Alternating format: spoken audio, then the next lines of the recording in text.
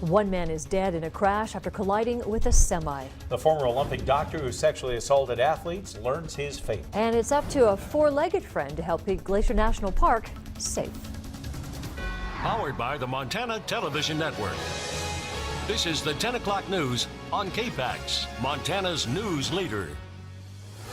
Good evening, I'm Jill Valley. And I'm Dennis Bragg. One man is dead in a head-on crash between a pickup and a semi-truck on I-90 east of Missoula. MTN's Eric Clements was on the scene of this crash. He joined us now with the latest. Eric.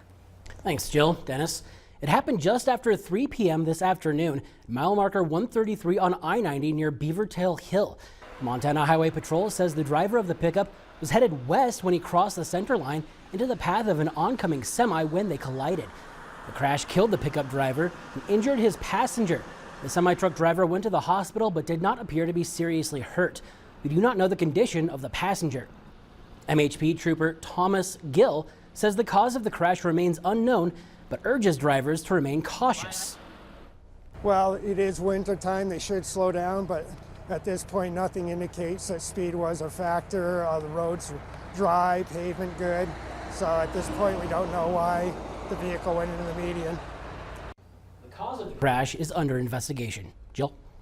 All right, thank you, Eric. A new lobbying report shows controversial power company Whitefish Energy shelled out a six-figure payment for lobbying Congress after the firm came under fire for a contract to restore power in hurricane-ravaged Puerto Rico. Whitefish Energy raised eyebrows when the tiny company nailed a $300 million contract to restore power in the wake of Hurricane Maria last year. The contract with the Puerto Rico Electric Power Authority was eventually canceled after questions were raised about the company's ability to handle the work, but also because the contract was awarded without competitive bidding. Some critics also question the company's association with Interior Secretary Ryan Zinke, although the Whitefish Republican flatly denied having anything to do with the deal. Now the Center for Responsive Politics says a fourth quarter lobbying report shows Whitefish Energy paid $150,000 to have the law firm Foley Lardner defend them when Congress started looking into the contract. The center's website, opensecrets.org, says neither Whitefish Energy or the law firm offered comment on the revelation. With new and renovated buildings coming online quickly now as part of the Smart Schools 2020 bond in Missoula, the days of schools struggling with failing boilers and crumbling buildings are becoming a thing of the past. But trustees are beginning to wonder what happens decades from now when all these new schools are old again. That discussion last night as trustees and staff looked at the expiration of 3 building reserve levies, which voters approved 6 years ago to catch up on deferred maintenance. With those projects wrapping up, there are still several $100,000 left in the accounts, a useful balance going forward. But now with 20 schools being built or rebuilt, that focus is going to change, much as it did when the post-war schools came online to teach baby boomers. Major repairs shouldn't be needed except in emergencies, but trustees say it would be nice to develop a long-range plan to keep future generations from finding themselves in a rough spot years from now. And that's exactly what's going on here with this relatively small fund to maintain all of these buildings. So making a plan that really addresses that in a way that people can feel confident about protecting all their investments is a good idea. So it's really hard to project what we could do through a building reserve or something to prevent us from being at this same place 40 years from now, because 40 years from now you will have 18 40-year-old boilers. Yeah. Administrators say it will also be tough to forecast how those future schools will operate, giving future tech and trends in technology a look, but it is expected the school board will try and have a public discussion to consider that problem. Most kids were excited last night to hear about an extended winter break for Missoula County Public Schools. For parents, on the other hand, it's raising some questions. As we told you last night, Missoula County Public Schools will be receiving a longer winter break next year. School trustees approved a calendar with a winter break starting on December 24th and classes resuming January 7th. But on our social media pages, many parents are expressing concerns. Some parents say they're worried about arranging childcare over a 2-week break. So we took those questions to Missoula County Public Schools Communications Director Hatton Littman, who has some options for families. In Missoula, there are a variety of resources, day camps and vacation camps that are offered by outside providers outside of the school district. So we always recommend families look for those opportunities. We definitely like to suggest that students be supervised either by an adult or an older sibling. And we like to encourage families to use that time to spend as much time as they can together. The extended break is due to where the major holidays fall in the week next year and has nothing to do with the shortened winter break that we had this year where it was only a week. Other major holidays remain unchanged on both the elementary and high school calendar. The last day of school next year will be June 13th. We kicked off a wet weather trend today and more is expected through the remainder of the week, but some seasonally high temperatures may keep most of that precipitation in the form of rain instead of snow at those lower elevations. For more, let's bring in Chief Meteorologist Aaron Yost, who has the first forecast. Aaron? Yeah, Dennis, we're going to see kind of a roller coaster of temperatures and precipitation types, therefore, over the next several days as wave after wave of moisture gets thrown our way. Take a look at downtown Hamilton today. First Security Bank ICAM, gray skies. Much of the day has been kind of a wet one for the northwest quarter of the state after starting off with some snow. And we do have more snow in the forecast overnight tonight. A cold front will brush through the northern Rockies by tomorrow morning's commute, allowing for some light accumulation possibly for a lot of our valleys. Unfortunate timing with that one. Looking at some scattered snow Friday and Saturday before valley rain returning on Sunday. More details coming up in your forecast. If you've ever visited Glacier National Park, maybe you've experienced a close encounter with a mountain goat, maybe a bighorn or another animal. And while it's fun to see, close encounters with wild animals, especially those mountain goats, can be dangerous. But one trained border collie does her part to keep those animals at a safe distance and stays busy in the winter. MTN's Nicole Miller has more about the program. Dogs just kind of get people's attention. They're kind of, and especially when you're, as photogenic as she is. All you have to do is take a look at Park Ranger Gracie's Instagram to see her more than 14,000 Instagram followers would agree. Gracie joined the staff at Glacier National Park in 2016 and herds wildlife away from visitors. Okay, let's go. But her handler, Natural Resources Manager Mark Beal, says she doesn't just get to sit around the fireplace in the winter. She works during the winter. We work in the headquarters and park housing area. In the past several years, there's been a lot of bold mountain lions kind of coming into the housing area in the winter. And the reason they're here is because there's a lot of deer that hang out because, there's plowed roads. It's easier for them to get around. He says Gracie herds the deer out of the housing area and hopes the mountain lions follow them.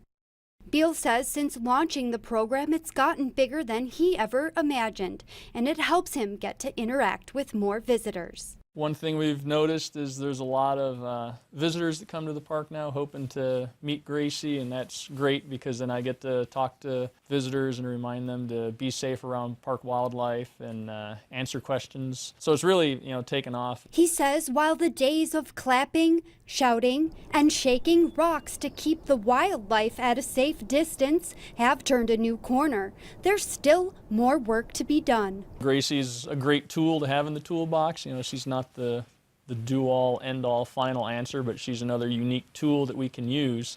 Beal says he would like to see the program expanded in 2018. And ideally, it'd be kind of nice to have, a couple more dog handler teams in the park so that we can cover more areas of the park throughout the course of the summer. Beal says him and Gracie usually make it up to Logan Pass about once or twice a week. Nicole Miller, MTN News, Glacier National Park. Some exciting news today. Legendary Northwest rock band Pearl Jam is coming back to Missoula. This concert will be at Washington Grizzly Stadium Monday, August 13th. I know a lot of folks already have that day off. Other stops on this Pearl Jam tour include Seattle, Chicago, and Boston. They're called home shows. The ones in Seattle will be at Safeco Field just before the Missoula show. But this concert in town follows very successful outdoor shows by the Rolling Stones and Paul McCartney in recent years, and this one for sure will be another awesome performance. And be careful that you're doing approved tickets. The pre-sale starts tomorrow, the regular sale at 10 o'clock on Friday. So be careful that you're getting those right tickets. A lot of scalpers out there. That's so true. Coming up, Aaron says more snow is back in the forecast. He has more on this wet weather pattern coming up next. And we'll show you how the Coast Guard is working to control a stubborn ice jam on a river in Connecticut. Still ahead here on KPAX. You're watching MTN News with Jill Valley and Dennis Bragg. Storm Tracker weather with Aaron Yost. And sports with Derek Berkeley. This is the 10 o'clock news on KPAX, Montana's news leader. This stubborn ice jam on the Connecticut River is slowly eroding. That's good news for marinas around there. 3 Coast Guard ice cutters were busy trying to open up this clogged channel. The biggest problem happens as the loosened ice collects downstream, which re-chokes the channel, and then it just has to be broken again. So they just need spring to get here quickly. Looks like our driveways a few weeks ago. Yeah. Hey, I want to correct something. I was saying the pre-sale, I meant to say the pre-sale is tomorrow. That's for Keith Urban. And then tickets on sale Friday. The Pearl Jam won't be available till Friday, but still be careful where you're getting them. Absolutely. On any outlets tickets. only, Yeah, you you know bet. how it is. People, you get so excited and you'll Yeah. click on anything, so you always have to be careful about that. Especially exactly. with cold. With cool bands, bands, right? That's for sure. Weather-wise, we're looking at some unsettled conditions here for the extended forecast. We're going to take a quick look at the lower 48 before we dive into our regional weather. Right now, it's pretty quiet across the United States. The exception, of course, across the mid-Atlantic, where you're seeing some scattered snow and even some rain showers mixing in. We do have a frontal boundary around the Gulf of Mexico with the focus there for some shower activity. Otherwise, pretty quiet. Of course, the Pacific Northwest and a lot of the West Coast, a little different.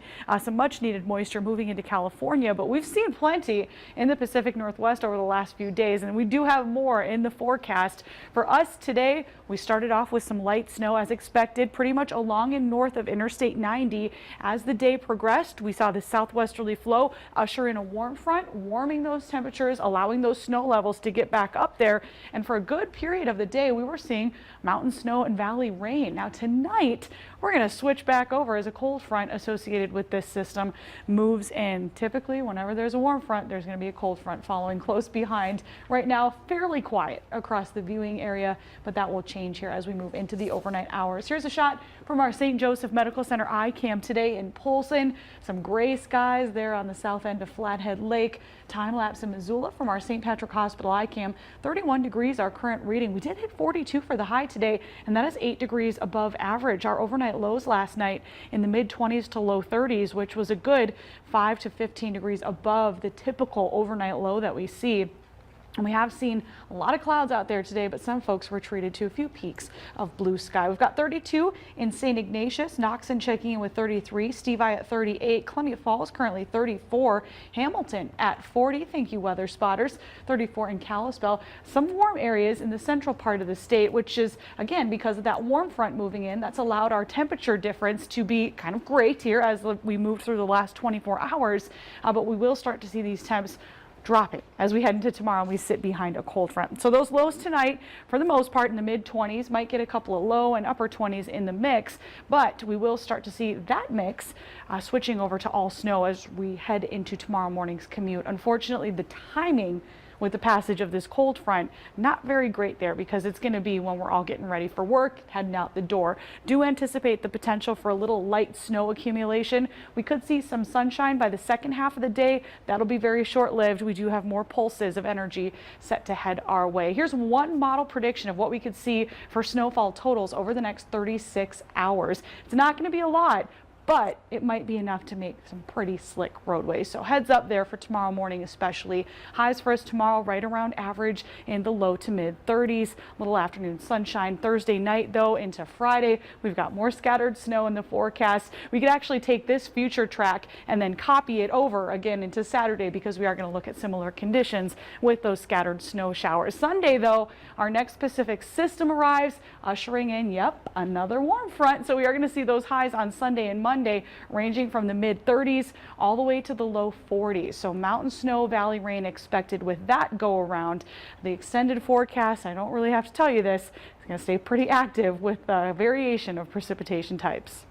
Aaron, thank you. Still ahead, the fate of a former Olympic doctor accused of sexually assaulting more than 150 girls is sealed during his sentencing hearing today. And with the flu spiking in the Flathead, how are health officials and hospitals working to prevent the spread of new cases? That's coming up on KPAX. Powered by the Montana Television Network. The 10 o'clock news continues on KPAX, Montana's news leader.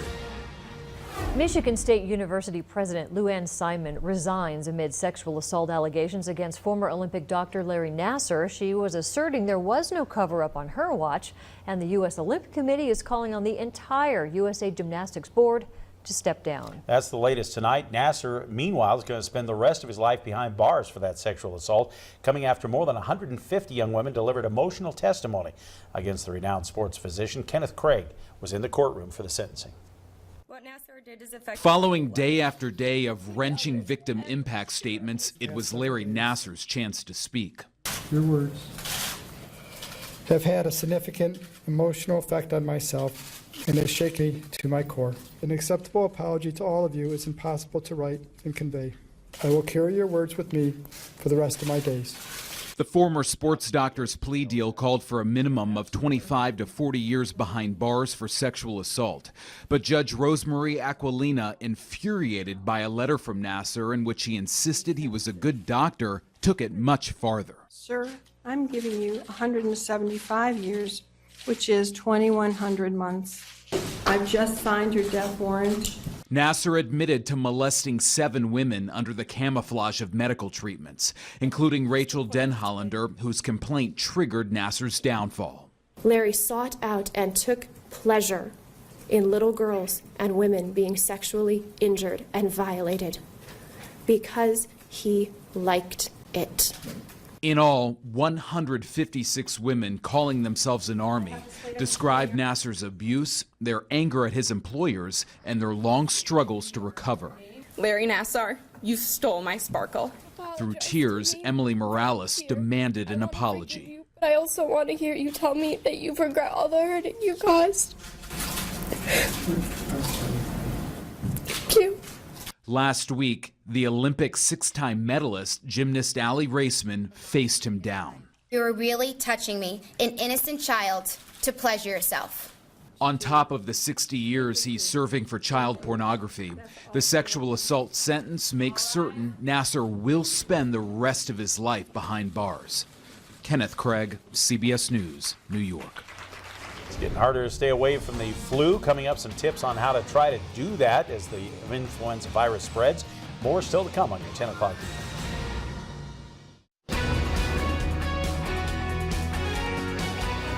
Health officials say this increase in flathead flu cases we're seeing might be due to the resurgence of a bug that we haven't seen in a few years. Flathead County has already seen more than 300 confirmed cases this season, making it the most in the state. MTN's Jack Ginsburg shows us how Flathead County is dealing with the spike in the virus and how hospitals are trying to prevent it. In October, the first flu-related death in the state was reported here in the Flathead Valley.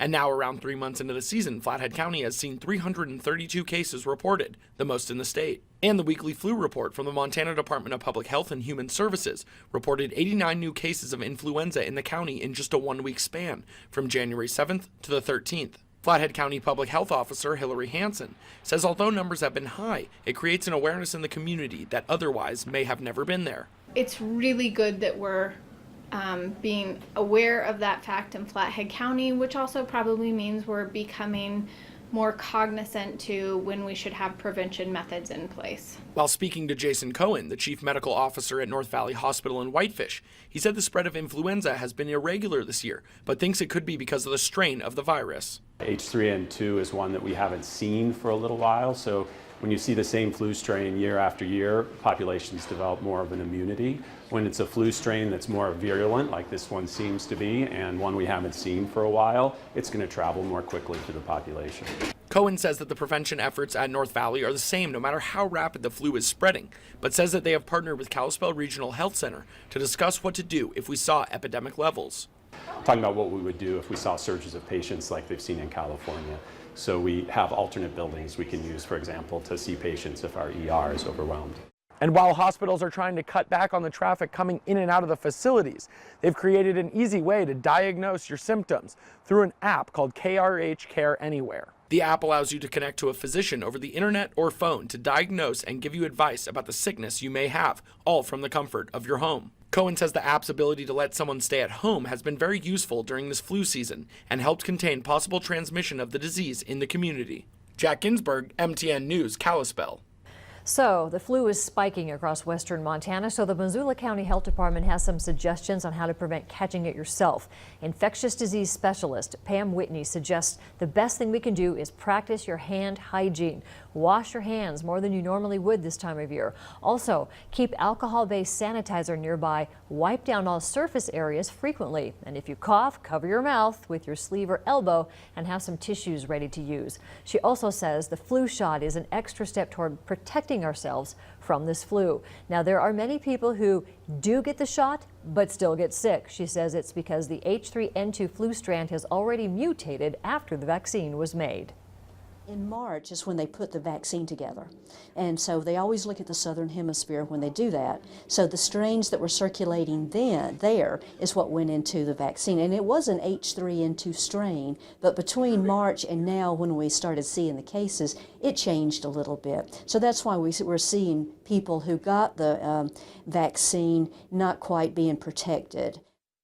The Department of Health and Human Services says 87 cases of flu have been reported in Missoula County this season. Coming up, the Grizzlies always play one type of defense, but they make sure opponents never know what to expect. And our Athlete of the Week puts up amazing numbers on the mats, the field, the pitch, and the classroom. Derek introduces us to this Kalispell standout coming up next on KPAX.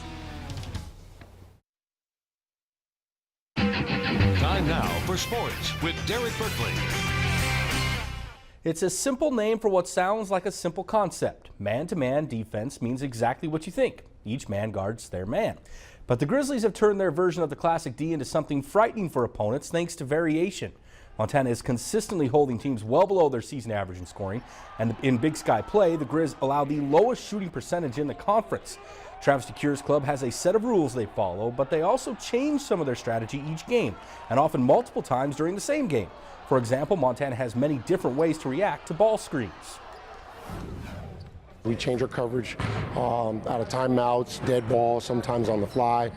We also change coverage in terms of penetration and post defense.